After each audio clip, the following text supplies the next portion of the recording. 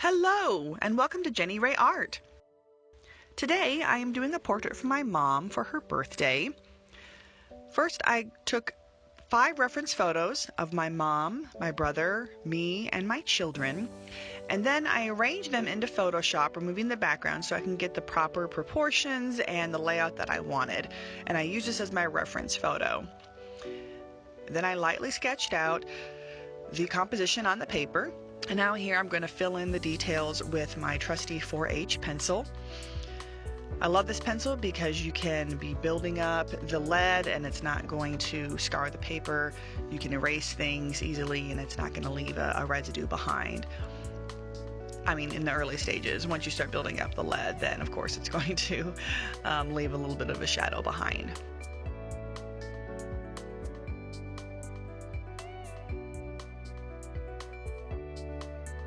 When I approach portraits, I don't try to fill in every single detail of the face. If you wanted to have every single detail, you might as well just go with a photograph. So my approach is instead to get the essence of the person. What are the features that really stand out? How can you capture their personality within their face? Having a good reference photo for that is a good start, of course. But then I dismiss all of those slight imperfections and like wrinkles or little blemishes on the skin, because those are things that you don't think about when you're thinking about someone that you care about. You think about their smile, or you think about their eyes, you think about their personality and how it shines through in their face, not all the little imperfections and signs of aging. So those I gloss over, and I do a more stylized portrait that kind of will try to capture their personality in their face. And so I also minimize the details around things like their ears. You don't need to get every single fold in the ears. I minimize the details in the hair unless that's like a major feature for the person. I do a more stylized approach to the hair.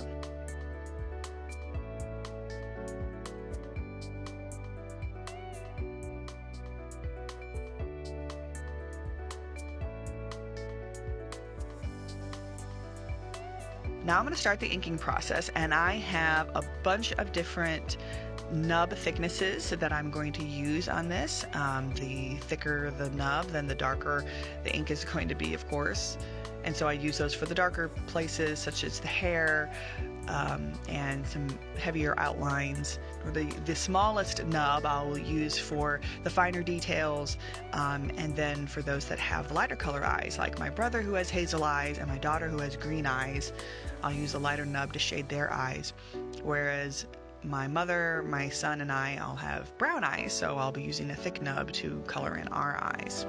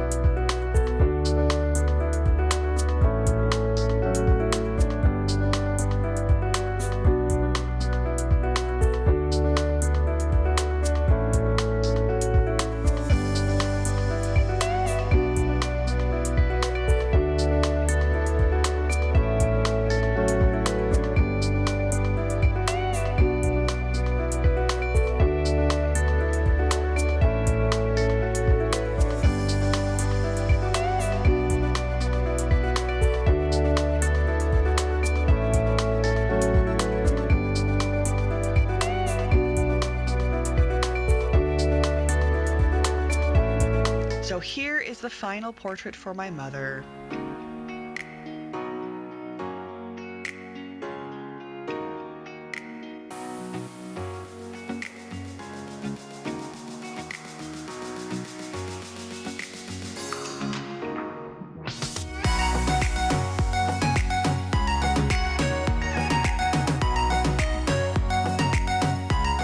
Thank you so much for watching this video and spending your time with me.